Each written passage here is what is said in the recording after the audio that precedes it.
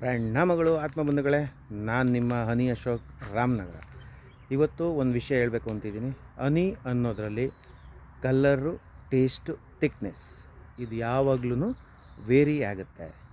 So ಯಾಕೆ ಅಂದರೆ colour ಅನ್ನೋದು ನಾವು ಡಿಸೈಡ್ ಮಾಡೋಕ್ಕಾಗಲ್ಲ, ಥಿಕ್ನೆಸ್ ಅನ್ನೋದನ್ನು ನಾವು ಡಿಸೈಡ್ ಮಾಡೋಕ್ಕಾಗಲ್ಲ, ಟೇಸ್ಟ್ ಅನ್ನೋದನ್ನು ನಾವು ಡಿಸೈಡ್ ಮಾಡೋಕ್ಕಾಗಲ್ಲ.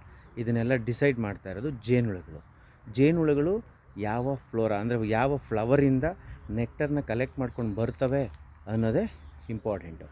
ಅದು ಯಾವುದರಿಂದ ಕಲೆಕ್ಟ್ ಮಾಡ್ಕೊಂಡು ಬರ್ತದೆ ಆ ಫ್ಲೇವರ್ ಬರುತ್ತೆ.